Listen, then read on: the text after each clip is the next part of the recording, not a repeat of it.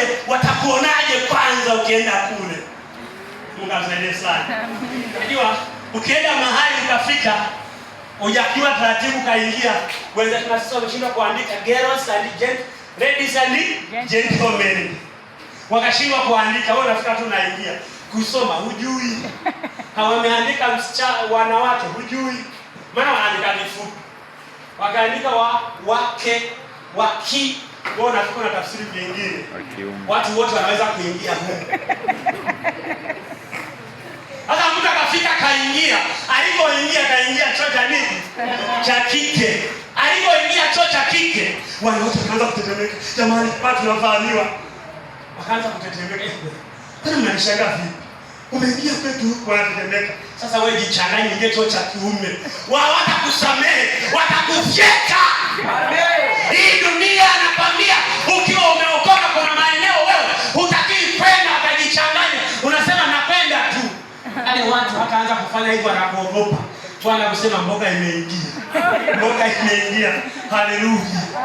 Tena watakuacha kwanza umalize shughuli zako zote hapo, wakati wanakuacha unafanya kama wanatoka kule wanafunga mlango. Kuna wanaume wanakufuata. Sio level zako.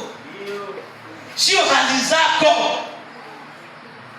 Ukichukua moyo ambao hauna neno la Mungu, unaweza kujikuta umekuwa watu wa kusindikiza misiba, alafu unachelewa na kufa ili uache mateso.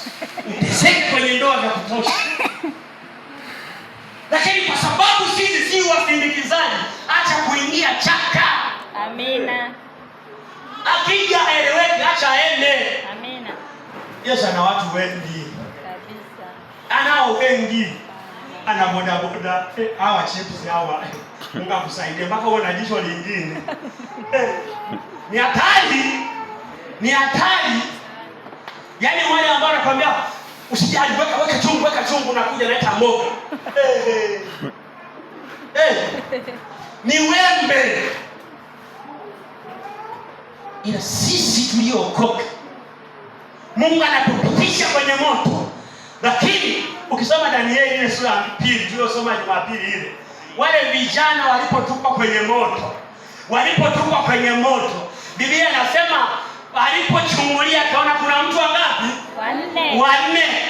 Na nataka nikwambie na wewe kwenye maisha yako, hata kama ukitupwa kwenye changamoto ya kwanza, ukatupwa kwenye changamoto ya pili, ukatupwa kwenye changamoto ya tatu, kuna mtu wanne anayezuia harufu ya magonjwa, anayezuia harufu ya umasikini, kuna anayezuia harufu ya kulipa kodi, kila kitu kinachofanyika. Kuna mtu wanne utetezi wetu, unatembea naye. Walioenda Jumapili wanasema hivi, tunatembea kifua mbele, tembea kifua mbele. Tembea kifua mbele, kodi ambayo hauna mashariki itatapika kama alivyotapikwa Yona ukote. Amina.